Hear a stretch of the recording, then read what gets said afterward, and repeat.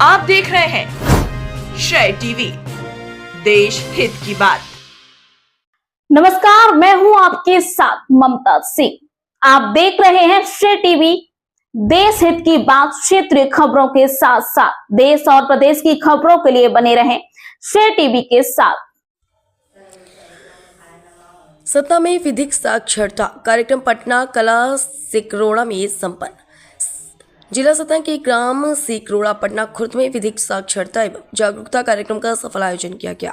इस कार्यक्रम का उद्देश्य ग्रामीण नागरिकों को कानूनी अधिकारों और सरकारी योजनाओं की जानकारी देना था। कार्यक्रम का शुभारंभ माता सरस्वती के छायाचित्र पर दीप प्रज्वलन और माल्यार्पण के साथ हुआ। इस अवसर पर मुख्य अतिथि न्यायाधीश एवं सचिव जिला विधिक सेवा प्राधिकरण सतना पार्थ शंकर मिश्र तथा जिला सहायक विधिक अधिकारी मोहम्मद जिलानी उपस्थित रहे। कार्यक्रम में para legal volunteer RN Tripathi, अधिवक्ता अमृतुंजय मिश्रा, मुख्य कार्यपालन अधिकारी जनपद पंचायत रामपुर मघिलान राहुल पांडे, लायंस क्लब सतना के सचिव डॉक्टर रमेश मिश्रा, नवभारत के संवाददाता नरेंद्र कुमार पांडे तथा मध्य प्रदेश जन संदेश के संवाददाता विनोद कुमार तिवारी विशेष रूप से शामिल हुए। सरपंच रीता कुशवाहा ने सभी अतिथियों का स्वागत श्रीफल एवं शॉल उड़ाकर किया। इस अवसर पर लायंस क्लब सतना की ओर से डॉक्टर रमेश मिश्रा ने अतिथियों, पत्रकारों एवं सरपंच सचिव को स्मृति चिन्ह भेंट किए। कार्यक्रम को संबोधित करते हुए न्यायाधीश पात्र शंकर मिश्र ने कहा कि कई बार न्यायालयों में प्रकरण वर्षों तक चलते रहे हैं, जबकि आपसी सहमति से विधिक सहायता कार्यालय में आवेदन देकर शीघ्र समाधान प्राप्त किया जा सकता है। विधिक सहायता समाज के सभी वर्गों के लिए निःशुल्क और सुलभ है। उन्होंने पॉस्को एक्ट, घरेलू हिंसा अधिनियम एवं विभिन्न विधिक प्रावधानों की भी जानकारी दी। साथ ही नशा मुक्ति पर बल देते हुए कहा कि नशा भी एक बीमारी है, इससे दूर रहना ही सबसे बड़ी सुरक्षा है। मोहम्मद जिलानी ने लोगों को सरकार द्वारा दी जा रही निःशुल्क विधिक सहायता योजनाओं का लाभ उठाने हेतु प्रेरित किया। वहीं CEO राहुल पांडे ने ग्रामीणों को इन योजनाओं की व्यवहारिक प्रक्रिया समझाई। RN त्रिपाठी और लायंस क्लब अध्यक्ष अरविंद शर्मा ने बताया कि सरकार द्वारा महिलाओं, बच्चों, दिव्यांगजनों एवं कमजोर वर्गों को न्याय दिलाने के लिए कई योजनाएं संचालित की जा रही हैं, जिनकी जानकारी सबको होना आवश्यक है। कार्यक्रम में 200 से अधिक ग्रामीण नागरिकों, महिला और बेटियों ने भाग लिया। उपस्थित प्रमुख नागरिकों में रीता कुशवाहा, मनभरण शुक्ला, रविनाश शुक्ला, प्रेम शुक्ला, राधा कृष्ण त्रिपाठी, लोकेश्वर कुशवाहा, लोकनाथ कुशवाहा, रामजी मोहित, सुमित, ओंकार, हरिओम, विनय सिंह, नितिन पांडे, संजीव, सत्यम, भास्कर, मथुरा, विपिन शर्मा सहित अन्य गणमान्य लोग उपस्थित रहे। कार्यक्रम का संचालन डॉक्टर रमेश मिश्रा ने किया और वे ही इसके मुख्य संयोजक भी रहे। कार्यक्रम का समापन विधिक सहायता के प्रति जागरूकता और समाज में न्याय की भावना को सुदृढ़ करने के संकल्प के साथ हुआ। विनोद तिवारी, अध्यक्ष राष्ट्रीय पत्रकार सुरक्षा परिषद सतना ने सभी का आभार व्यक्त किया। श्रेय टीवी से राघवेंद्र खरे की खास रिपोर्ट। उसके लिए ग्रामीण अंचल में, ग्राम पंचायत में, विद्यालय में जाकर के लोगों को जागरूक करते हैं। योजनाएं में कौन सी हैं, कौन कौन से लोग इसको लाभ पा सकते हैं। पहला वो व्यक्ति जो अनुसूचित जाति और अनुसूचित जनजाति का है, वह इस योजना का लाभ ले सकता है। दूसरा, स्त्री हो या बालक हो, वो इससे लाभान्वित हो सकता है। तीसरा, वह व्यक्ति जो विकलांग है, मानसिक रूप से ग्रस्त है, किसी प्रकार से उस जाति हिंसा से वो सताया गया है, इस प्रकार से वो व्यक्ति भी, उसको सलाह मिलती है।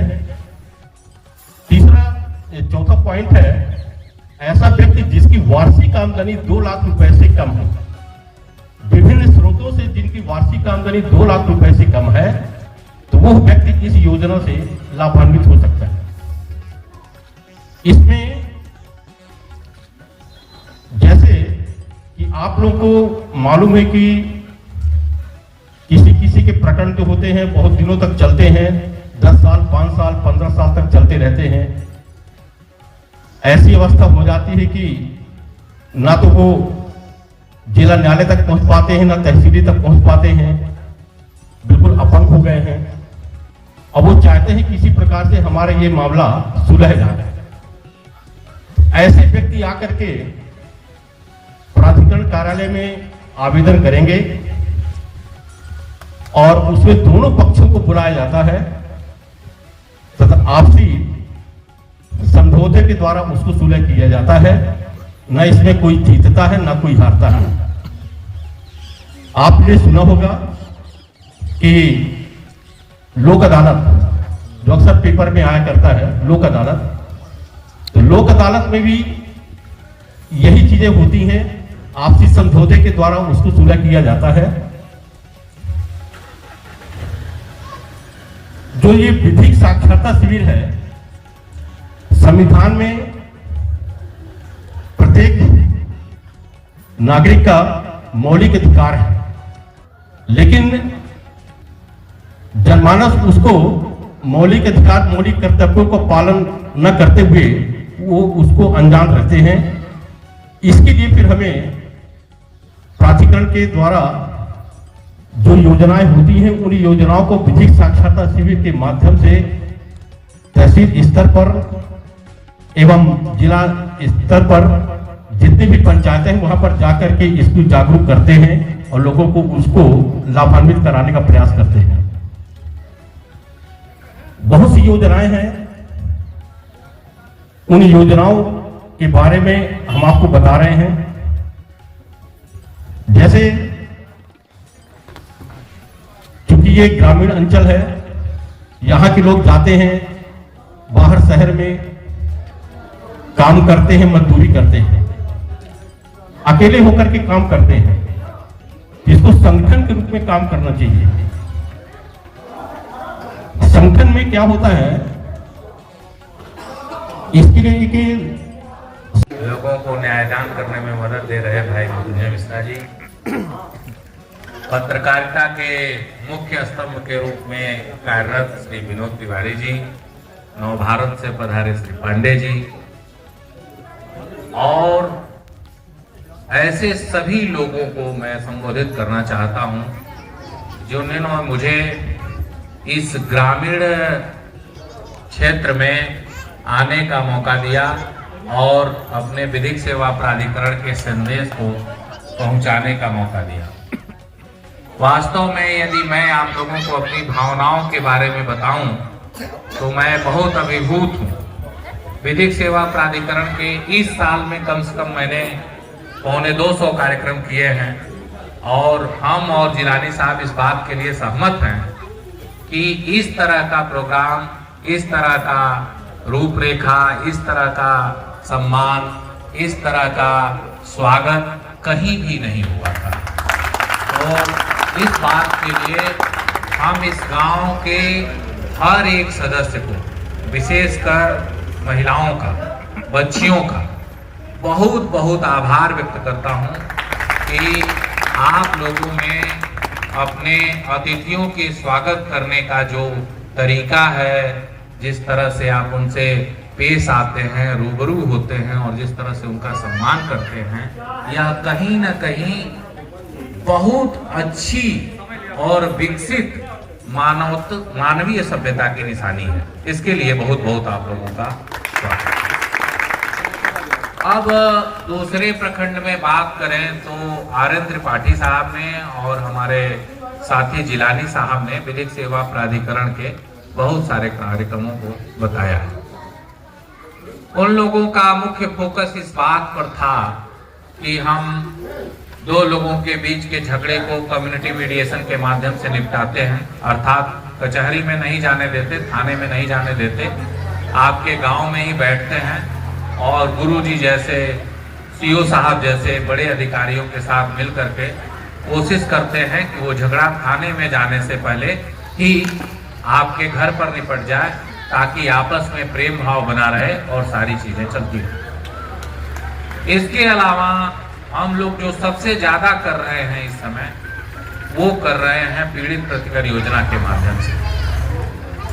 पीड़ित प्रतिकर योजना के माध्यम से हम बताएं कि जब भी कोई शेड्यूल अपराध किसी भी व्यक्ति के साथ होता है, जैसे मान लीजिए वकील साहब हैं बैठे हुए, वो ज्यादा अच्छे से बताएंगे, किसी एक व्यक्ति की हत्या हो गई, हत्या होने के बाद जिसने उसको मारा उसको आजीवन कारावास हो गया, लेकिन जो मरा उसके लिए क्या व्यवस्था है? उसके बच्चे, उसकी पत्नी, उसके माता पिता को क्या मिलेगा? ऐसी स्थिति में विधिक सेवा प्राधिकरण खड़ा रहता है। हम लोगों के पास बहुत सारा फंड है। हम उस फंड से हर मरने वाले व्यक्ति को 4 लाख रुपया देते हैं।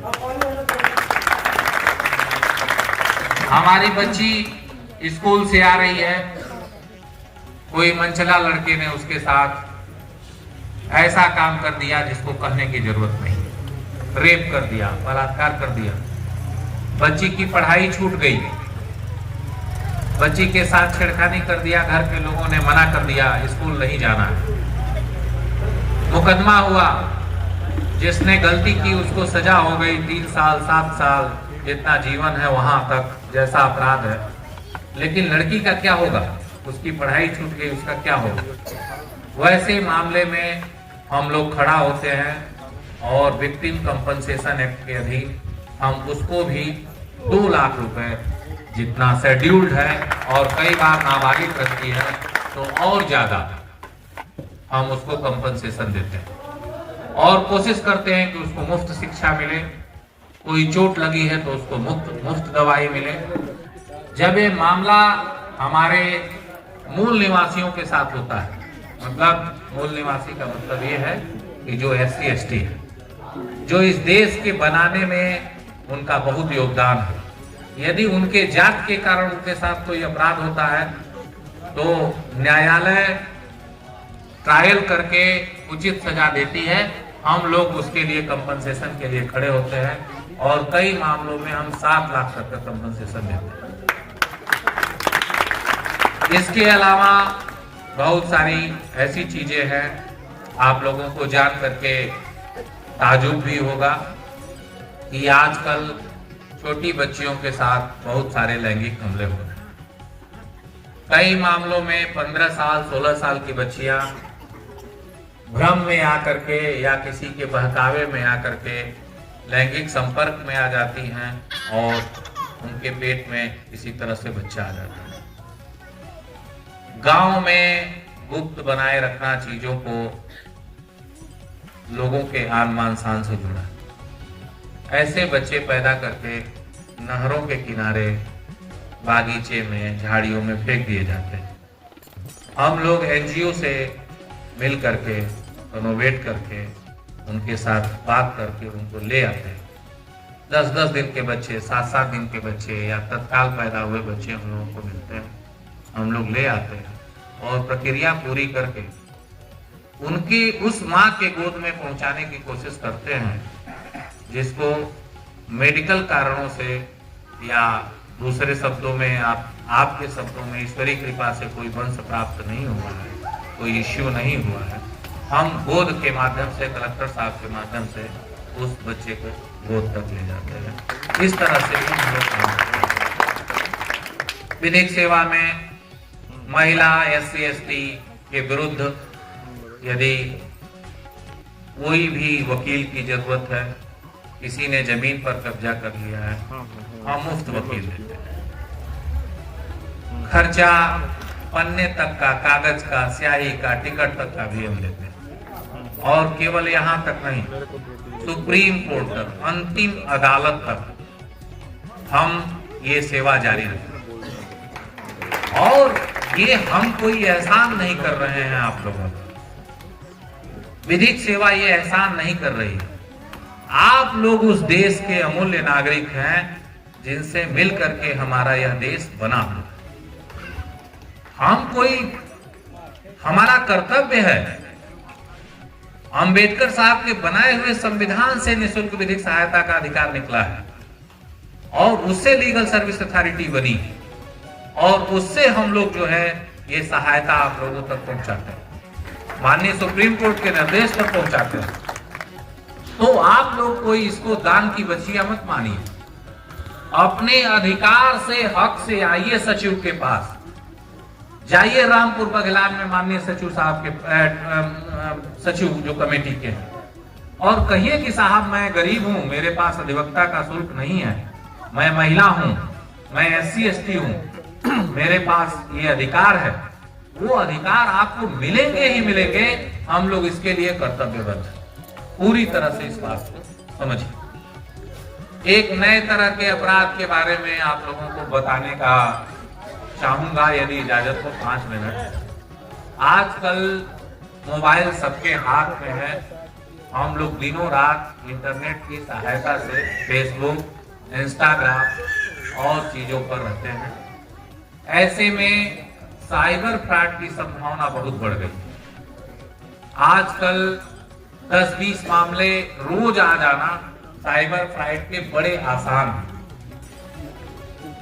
कई प्रकार से जो साइबर फ्रॉड करने वाले लोग रहते हैं आपके पास फोन करते हैं, नौकरी लगाने के नाम पर, बिजली बिल माफ कराने के नाम पर, आवास योजना, प्रधानमंत्री आवास योजना दिलाने के नाम पर, वेरिफिकेशन के नाम पर। ऐसे लोगों को अपने खाते का OTP बिल्कुल भी ना दें।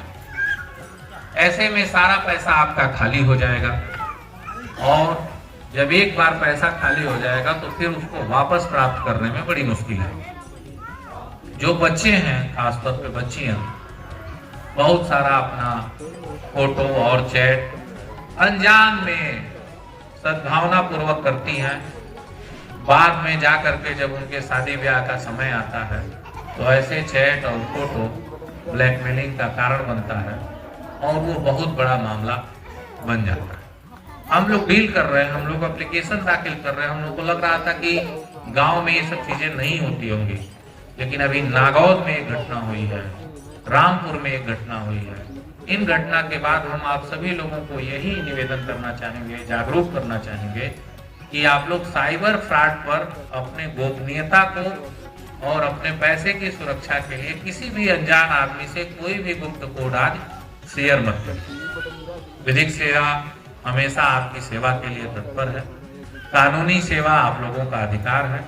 हम लोग उसे आप तक पहुंचाने के लिए पूर्णतः कर्तव्यबद्ध है। माननीय उच्चतम न्यायालय का यह भाव है, यह संदेश है कि हर अंतिम व्यक्ति तक निःशुल्क विधिक सहायता पहुंचनी चाहिए, यदि वह उसका अधिकार है।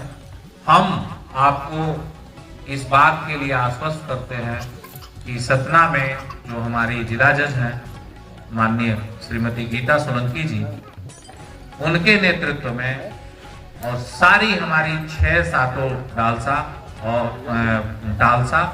और हमारी डालसा बहुत अच्छा काम कर रही है। अभी तक हम लोग 30 लाख से ऊपर मृत्यु के मामले में और रेप के मामलों में, पॉक्सो के मैटर्स में 30 लाख से ऊपर हम लोगों ने कंपनसेशन दिया है। बहुत सारे बच्चे जो नशे के शिकार हैं उनको हम लोगों ने हॉस्पिटल में भर्ती कराया है।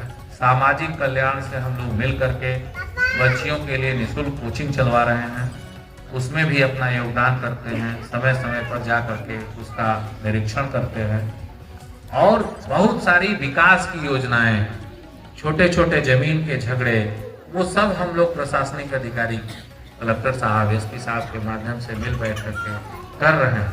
बस जरूरत एक चीज की है कि आप लोग आपस में बैठ करके अपने अधिकारों की चर्चा करें, एक दूसरे की मदद करें, तब अपना देश आगे बढ़ेगा।